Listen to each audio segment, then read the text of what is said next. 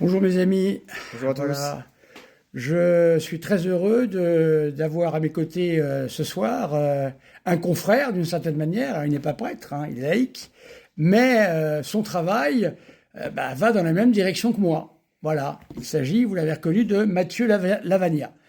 Hein, Mathieu Lavagna qui est un très prometteur théologien, extrêmement fructueux quant aux écrits. Alors, est-ce que vous pouvez nous dire les écrits qui sont les vôtres, Mathieu, s'il vous plaît? Oui, Parce que alors, j'en ai lu des parties, mais pas tout. alors j'ai écrit plusieurs livres consacrés à la défense rationnelle de la foi catholique, donc à l'apologétique.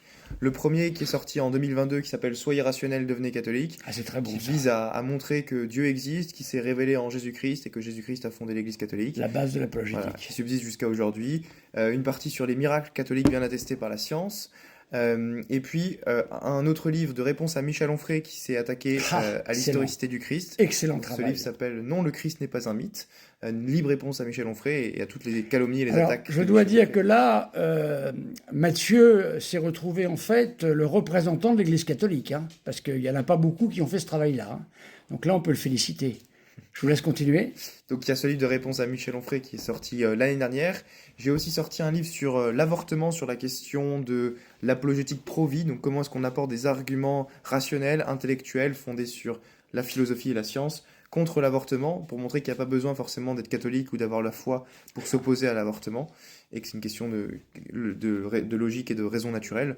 Et donc si vous voulez des arguments solides intellectuellement contre l'avortement, n'hésitez pas à lire ce livre. Et là, je viens de sortir dernièrement un livre sur l'euthanasie, le 30 mai Excellent, dernier, excellent. qui consiste à argumenter que l'euthanasie est immorale et devrait être illégale, et qu'il ne faut surtout pas légaliser l'euthanasie en France.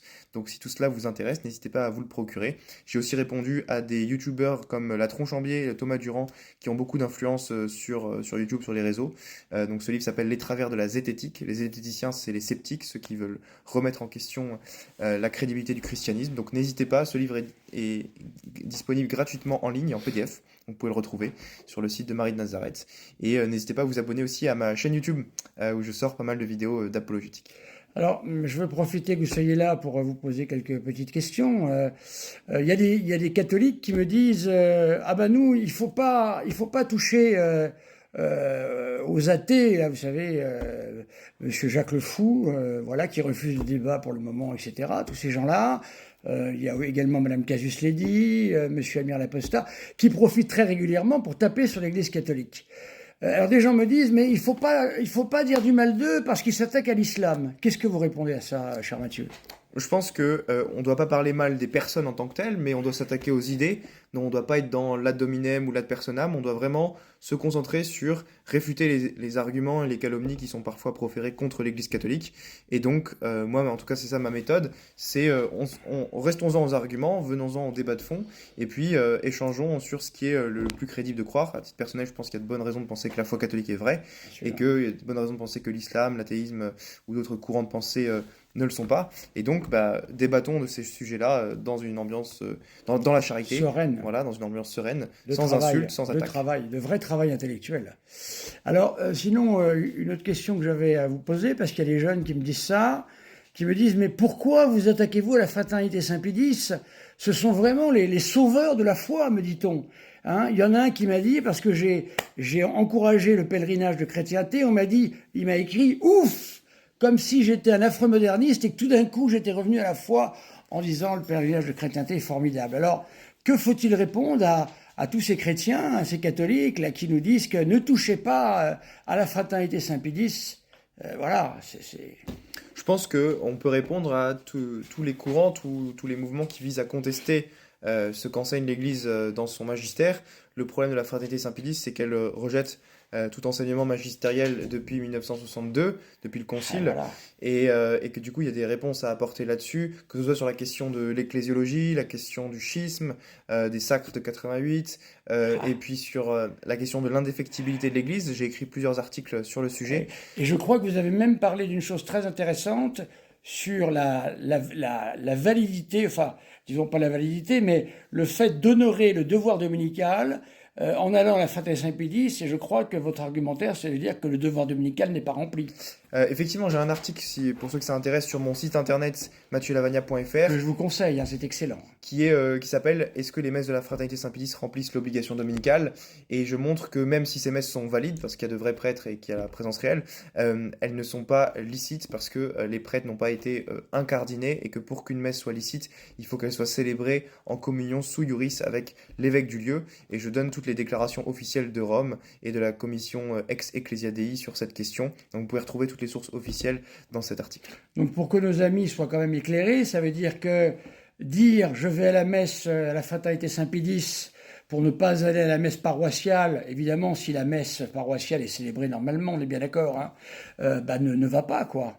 Oui, c'est ça, c'est-à-dire que ordinairement, alors bien sûr, il peut y avoir des exceptions ou des cas Bien sûr, voilà, où bien sûr. on doit y aller à la messe de la Fête Saint-Pédis, mais Bien sûr. ordinairement, il faut toujours préférer Voilà. d'assister à une messe qui est, dans la mesure où c'est une messe correctement célébrée, qui est en communion avec l'évêque du lieu, avec une personne qui a le droit de célébrer la messe et qui a été incardinée dans le diocèse, ou voilà, en tout cas qui a la faculté pour célébrer la messe.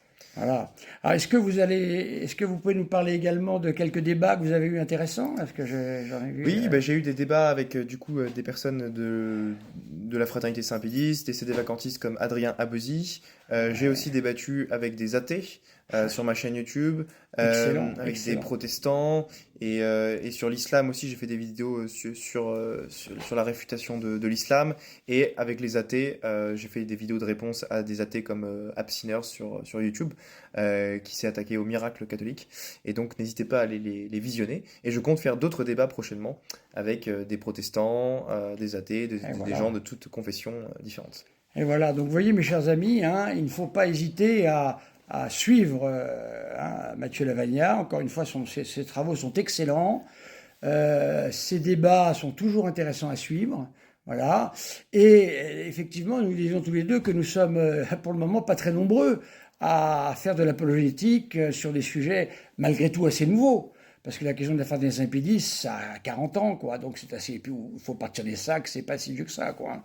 Donc c'est quand même assez novateur, hein, d'une certaine manière, je crois. Oui, oui, je suis tout à fait d'accord. Voilà. Écoutez, mon cher Mathieu, j'espère qu'on aura l'occasion peut-être de faire des vidéos ensemble, peut-être un peu plus longues, hein, quand vous serez un peu plus à une heure, un peu moins indus, hein, sur des thèmes, peut-être avec des questions qui seraient posées, des choses comme ça. Oui, Est-ce oui, que vous bien seriez sûr. d'accord sur le sujet? Des lives de questions-réponses, oui, bien Voilà. sûr, pourquoi pas. Eh bien voilà. Mes chers amis, eh bien écoutez, j'étais vraiment très heureux Merci. d'être avec vous. Voilà, hein, et j'espère que vous suivez un peu quelques-unes de mes vidéos là, parce qu'on est dans la même, on travaille dans la même, la même branche en quelque sorte. Voilà, en tous les cas, moi je suis toutes les vôtres. Voilà, et j'ai lu pas tous vos livres, mais j'ai lu des parties de vos livres. Ah bah merci. Voilà, et j'espère que vous allez continuer comme ça. Je crois que vous sortez là d'une interview à TV Liberté, c'est ça? Oui, c'est ça, j'étais monté sur Paris parce que j'habite dans le sud de la France. Eh oui, oui, Et voilà. donc je suis venu sur Paris pour quelques interviews et donc j'en ai profité pour dire bonjour Et à voilà. Lerovitz. Et voilà. Mes amis, je vais vous donner une bénédiction, voilà, afin que tous nos auditeurs puissent en profiter, hein, du moins moralement, voilà. Que le Père, le Fils, le Saint-Esprit, au lendemain de la fête de la Sainte Trinité, vous bénisse et vous donne la force d'être capable, justement, d'avoir une foi vivante, capable de s'affirmer. Le Père, le Fils et le Saint-Esprit. Merci Mathieu. Merci beaucoup, M. Abbé. À bientôt mes amis.